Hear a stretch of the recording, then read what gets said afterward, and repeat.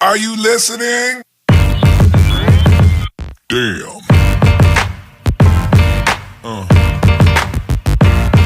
Yeah.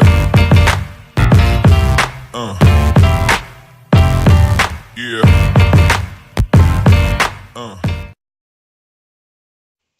Another episode of Trash Talk. TJ O'Connor sitting here with Damian Hill as always, joined tonight by Kiefer Bender, the number 2 ranked heavyweight in the Trash Talk rankings in Minnesota. How you doing tonight, Kiefer? I'm doing all right, man. Just got at the gym not too long ago. Feeling good, feeling sharp, man.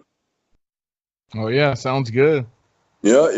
Revolution MMA, you guys know where I represent out of.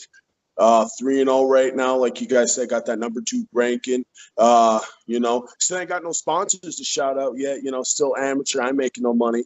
So I ain't worried about that yet. I'm just trying to build that hype up. And that's what this next fight is, get this big win and keep the people talking. I haven't fought in a while, and I'm glad people are remembering. A lot of people are excited around the state and stuff, and I'm feeling that. So yeah, you're making your comeback. Sorry. No, go ahead. No. Oh, you're making your comeback fight on LFA, the biggest stage. I mean, for the local MMA scene anyway, or whatever, especially for an amateur. I mean, you're coming back and you're coming back in a big way. How does that feel? It feels right, honestly. So like you said, it's been a year since I've been in the cage, and my last fight was against Andrew Case Allen, and I actually had this fight originally scheduled a year ago against Tommy Peterson, but I lost all my momentum there, and it was some personal stuff. It had nothing to do with the fight or anything like that, and so now that I'm back where I need to be. It doesn't feel wrong at all. I know this is where I need to be. Like you said, this is the biggest stage for local guys. You know what I mean? It's all about just conquering these little mountains. I got 3 wins over Monoma Casino. You know what I mean? I'm going to get a couple wins over down on Mystic Lake Casino. You know what I mean? And hell yeah. Keep going up from there. Oh, yeah, I love to hear that. Yeah, I really like the confidence, and you really came onto the scene with a boom. I mean, 3 big wins within 10-month period. And then you did take the time off, like you said. It wasn't necessarily, like you said, fight related, anything like that. But when people don't assess that, you might not have been in the cage, but I mean, I can only imagine you were in the gym and only proceeding to get better and better. Oh yeah. Oh yeah. I'm a better keeper, no doubt. Yeah, I'm always in the gym. A lot of people have been talking to me about this guy's wrestling, right? This guy's a big wrestler and stuff like this. And I've been I've been working with wrestlers for years now, and I mean I am a true martial artist. So even if I'm not in the cage, even if a fight isn't scheduled, Kiefer's boxing, Kiefer's doing jiu-jitsu, Kiefer's working movement, Kiefer's teaching people. I live and breathe this stuff, you know what I mean? So yeah, this year off I've gotten only better, and I feel a lot more confident too. Knowing what I need to do in the cage now that I've had those 3 fights. My last fight, I learned a lot of what I'm actually capable of in there. You know what I mean? I need to emulate more of what I do in the gym, in the ring, but that takes time. You know what I mean? Yeah. So hopefully I get to show that this fight around. I feel pretty confident in it. Yeah, no, sometimes when you take a step back and you focus on everything in the martial arts, basically hide away and come out of your cocoon, a butterfly, Yes. I know that sounds a little bit soft, but you understand what I mean. Not at all. I absolutely understand what you. Another thing I learned actually was how taxing fighting can really be. You know what I mean? I love to fight and all that stuff, but getting ready for a fight and then actually fighting, it really takes something out of you. And I learned that again in my last fight. I took that short notice fight, and I was fairly confident I was going to win without coming out with damage, and I did that. But mentally, I was just, it took everything from me, And then, you know what I mean? It's hard to get back to that for a second. You know what I mean? And so that's another thing I really learned, just how taxing mentally fighting in a cage can be, even if you find success. Once it's all said and done, it's like just like everybody else, you kind of want to. So not really focusing on what your opponent plans on doing. What are you going to do on May 31st? Well, without giving away too much, basically I want to keep the fight honest.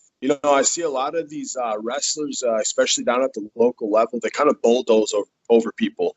They kind of get some of these easy smashing kind of wins. They get a guy up against the fence, it's on the ground, and that guy can't defend a Kimura lock or a guillotine or anything for 2 seconds, And, my goal is just to keep the fight honest, see what kind of footwork he has, see what kind of boxing he has, what kind of jiu-jitsu he has, because I really believe in my well-rounded skill set. I was telling you guys earlier, I'm a lifelong martial artist. I'll be doing this for the rest of my life, I believe, you know what I mean? So I got a well-rounded skill set, and I plan on using that, Yeah, no, when you're able to threaten a wrestler with submissions, able to stuff the takedown, able to land combinations and do all that stuff, you definitely keeping the fight honest, because they're, like you said, they're guys that they know that their opponent can't work out of a certain position, so they keep them there, whether they're doing any damage or not. They know that they're not going to lose if they're in that position. And if some escapes, some reversals, and some submissions, you're probably not going to be stuck there the whole time. Right. It's not going to be that simple, He better be something special. I'll say that, because I feel like I'm something special, And if he is, man, you guys better get them tickets, man, because you're going to be in for a good time. I promise that.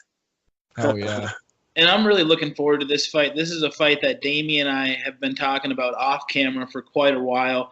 As soon as the rankings we started talking about back in March, and we were figuring out where to place guys. It was the debate on who's one, who's two, and it comes down to on paper. And then the second I seen that this fight was signed, it makes my job that much easier, because we got to find out who the best guy is in Minnesota.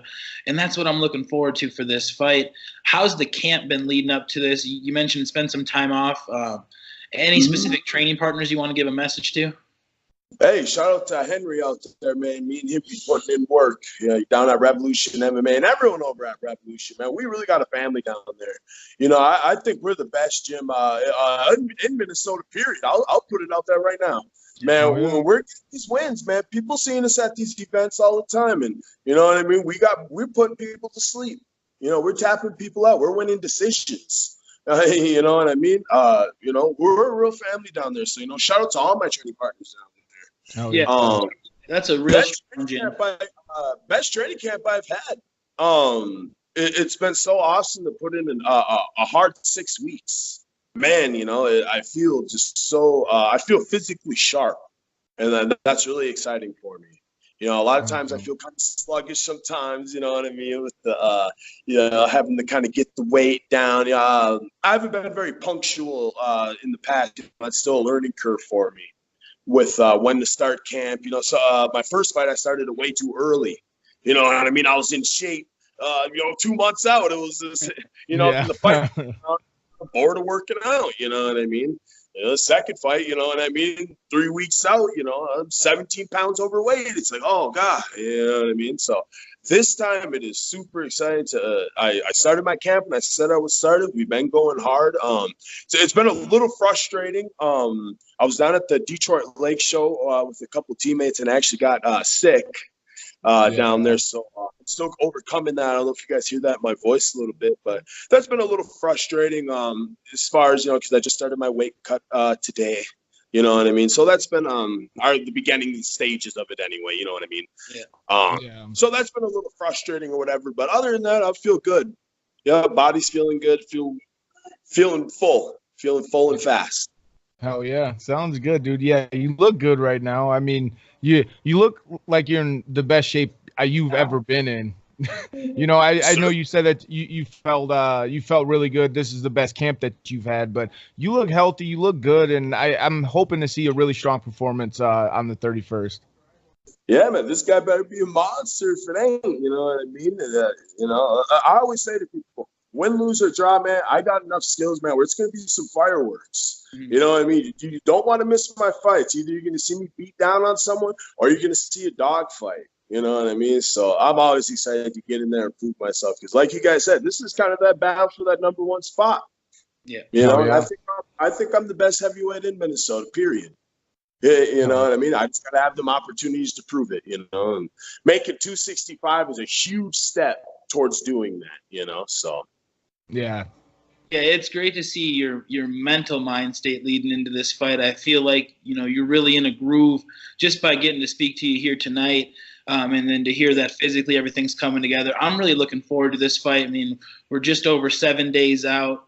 I mean, anybody you want to give a shout out who's been there for you this camp? Anybody you want to thank? I know you mentioned no sponsors yet, but I mean, this is a fight that can really bring them on board. Right. Hey. I've had sponsors, come up to me, type, shout out to Fozzie's. I know you always want that sponsorship, you know what I mean? But it's just not the focus right now. Yeah. The focus is getting people talking. You know what I mean? Getting people watching my fights. You know what I mean? I'm trying to work on my social media presence a little more. But no, the sponsors will come. Yeah. That stuff will come in time. Right now, that. it's showing everyone I got the skills. You know what I mean? Because I know I got the skills. I know I got the will. You know what I mean? We'll take care of some bills later, right? Yeah. Well, thank you for being on Trash Talk with us. We really appreciate it. Trash Talk is nothing without the fighters, and I wish you nothing but luck on the 31st. Hey, I appreciate it. Thanks for having me on the show, guys. Seriously, I was super flattered that you guys asked me to be on, and anytime in the future, let me know. Definitely. Yeah, no problem. Best of luck on the 31st. Look forward to watching the fight myself. And like I said, hopefully everything works out for you. I appreciate it, guys. Remember, May 31st, Kiefer Bender, 3-0, Revolution MMA. Billy Fisher's the head coach. Come join the family, y'all. Boom. Damn.